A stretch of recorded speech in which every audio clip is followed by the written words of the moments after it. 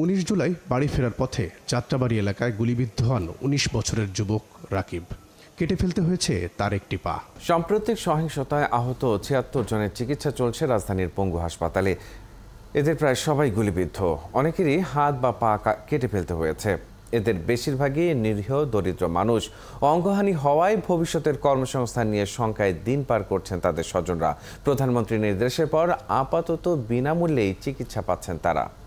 আরও জানাচ্ছেন রহিম রুমন।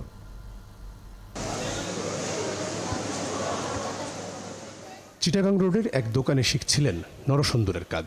ইচ্ছে ছিল বিদেশ যাওয়ার, কিন্তু 19 জুলাই বাড়ি ফেরার পথে যাত্রাবাড়ি এলাকায় গুলিবিদ্ধ হন 19 বছরের যুবক রাকিব। কেটে ফেলতে হয়েছে তার একটি পা। কাজের টাইম বাসায় যাওয়ানোর সময় দৌড়ানি দিছে, আমিও পড়ে গেছি গা। গুলি মাসে খাম্বা উঠে রাইকা রানে উঠে গুলি রাখবে। সেদিন একইভাবে গুলিবিদ্ধ হন এমব্রয়ডারি দোকানের এই কর্মী। তারও একটি পা কেটে ফেলতে হয়েছে।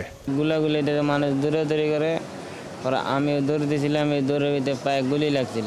পরিস্থিতি খারাপ, তাই মা কলেজে যেতে দেননি। কিন্তু জুমার নামাজ শেষে বাড়ি ফেরার পথে কদমতলী এলাকায় গুলিবিদ্ধ হন ঢাকা কলেজের অনার্স পড়ুয়া আব্দুল্লাহ আল ইমরান। আমার মা কিছুক্ষণ পর ফোন দিয়ে বলতো, বাবা বাড়িতে চলে আয়, বাড়িতে চলে আয়।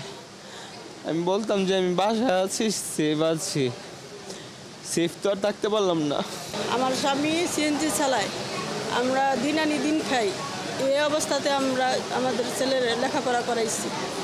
লেখাপড়া করাইয়া এখন পঙ্গু অবস্থায় বেরো রয়েছে হাসপাতালে। উত্তরায় গুলিবিদ্ধ হয়ে হাসপাতালে জীবন মৃত্যুর সাথে লড়ছেন বেসরকারি প্রতিষ্ঠানেরই গাড়ি চালক। সবাই দৌড়াদৌড়ি করছে, পরে আমি আবার ব্যাক করে হাউজের ভিতরে ঢুকতে যাচ্ছিলাম আর কি। তখনই আমার বুড়েরা লাগছেন, একটা 7 বছরের বাচ্চা আছে।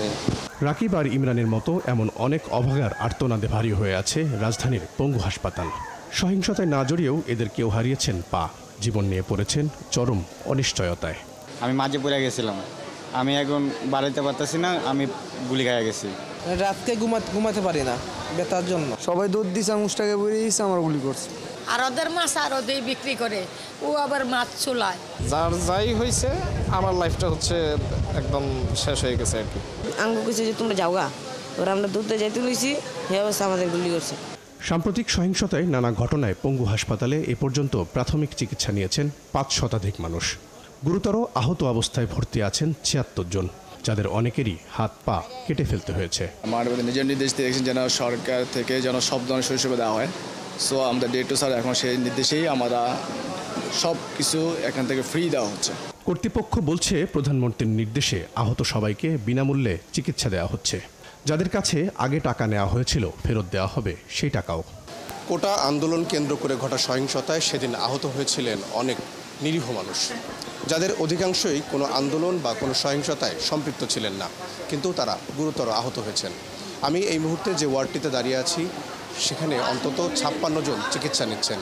এদের একটা বড় অংশের অঙ্গহানি হয়েছে। ভুক্তভোগী এসব রোগীদের স্বজনরা দাবি করছেন তাদের স্বজন যেহেতু কোনো সহিংসতায় জড়িত ছিল না, তাদের প্রতি যে অন্যায় হয়েছে তার সুষ্ঠু বিচার করা উচিত। রহিম রুমন, 71, ঢাকা।